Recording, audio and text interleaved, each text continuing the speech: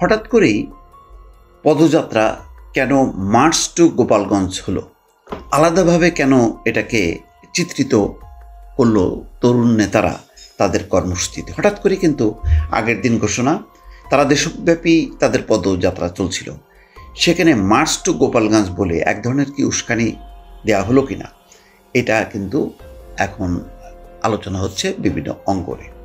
Social মিডিয়াতে একটা আলোচনা চলছিল যে গোপালগঞ্জে বঙ্গবন্ধুর যে স্মৃতিসৌধ বা মাজার সেটা উড়িয়ে দেওয়া হবে বুলডোজার দিয়ে, এবং সেই কাজটা করবেন এই তরুণ নেতারা। তারা ঘোষণা দেননি, কিন্তু তারা এমন একটা কাজ করবে, এবং তাদের যারা সমর্থক দেশে বা বিদেশে আছে তারা কিন্তু এই কথাটা বারবার বলছিল। ফলে এমনিতেই যেহেতু শেখ হাসিনার একটা ঘাঁটি গোপালগঞ্জ, সুতরাং তারা তাদের আক্রমণ বা তাদের ক্ষোভ মানে দুঃখ সব কিছু টার্গেট ছিল এই তরুণ নেতারা, যেটা বিএনপি বা জামাত না। সেখানে এই ধরনের রোড টু গোপালগঞ্জ কেন করা হলো? এটা না করে যদি সাধারণভাবে পদযাত্রা যদি তাদের থাকতো সারা দেশে যেমনভাবে করছে, তাহলে কি এমন এক আক্রমণ হতো না বা এমন পরিস্থিতি হতো না? আমার ধারণা হয়তো তার মাত্রাটা কম থাকতো, কিন্তু তারা আক্রান্ত হতেনি আজ হোক কাল হোক।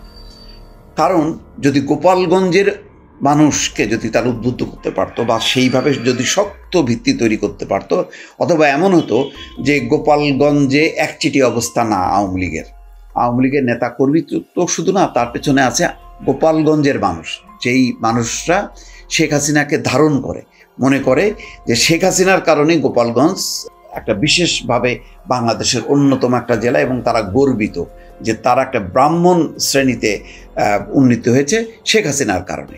ফলে শেখ হাসিনার কারণে নেতৃত্বে বা তার প্রতি তাদের যে আসক্তি, সেই কারণে এটা বলা যাবে না যে এটা শুধু আওয়ামী লীগ, শুধু ছাত্রলীগ না, এখানে গোপালগঞ্জের আপামর জনতা আওয়ামী লীগের পেছনে আছে। এইটা বাস্তবতা। এই বাস্তবতাটা যদি তারা ভিন্ন কিছু করতে পারতো, অর্থাৎ গোপালগঞ্জে যদি একটা শক্তি তারা আলাদা তৈরি করতে পারত, তাহলে কিন্তু তারা এই কর্মসূচি নিতে পারত। তাহলে বোঝা যাচ্ছে যে এই কর্মসূচি তারা নেয়ার ক্ষেত্রে তাদের একটা অপরিপক্কতা বা রাজনৈতিক অদূরদর্শিতা ছিল, বা এটাই হচ্ছে অন্যতম দায়ী এই অদূরদর্শিতা, এবং তার ফলে তারা সেখানে একটা মার খেলো। এটা কিন্তু মানতেই হবে যে গোপালগঞ্জে তাদের কর্মসূচি সফল হয়নি, এটা ব্যর্থ হয়েছে।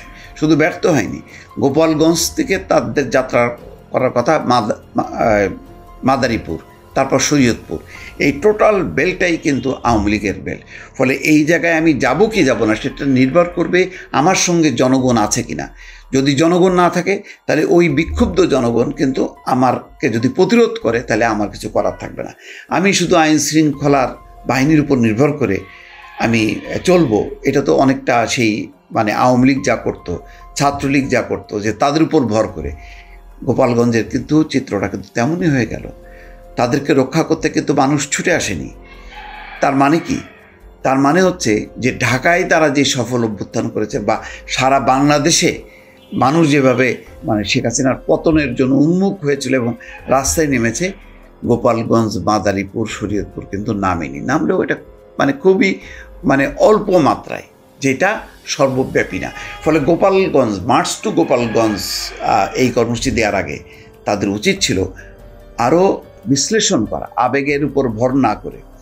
তাদের উচিত ছিল যে ওই জায়গায় গেলে কি কি পরিস্থিতি হইতে পারে, ওই জায়গার মানুষ কি আমার সাথে আছে কি নেই, যদি না থাকে তাহলে আস্তে আস্তে তাদের অপেক্ষা করা দরকার ছিল। এমন তো না যে গোপালগঞ্জ, মাদারীপুর, শরীয়তপুর বাদ দিয়ে তারা যদি একটা পদযাত্রা যেটা করছিল, এবং এটা খুব সফলভাবেই সংগঠিত হচ্ছিল, শত শত মানুষ, কোথাও কোথাও হাজার হাজার মানুষ তাদের এই সব কর্মসূচিতে অংশ নিয়েছে, তো কি এমন ক্ষতি হতো? কিন্তু এখন যে ক্ষতিটা হয়ে গেল, এই ক্ষতিটা তো অপূরণীয়।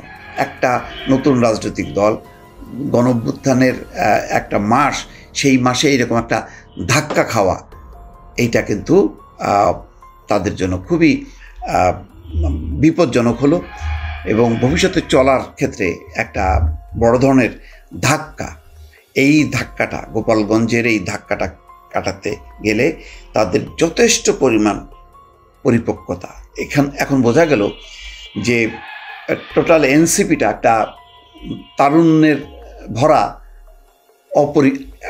ভরা তাদের উদ্দীপনা আছে, উদ্যম আছে, কিন্তু আবার অপরিপক্কতাও আছে। রাজনীতি করতে গেলে রাজনীতির মাঠে সেই পরিপক্কতাটা থাকতে হবে, সেই পরিপক্কতাটা নাই।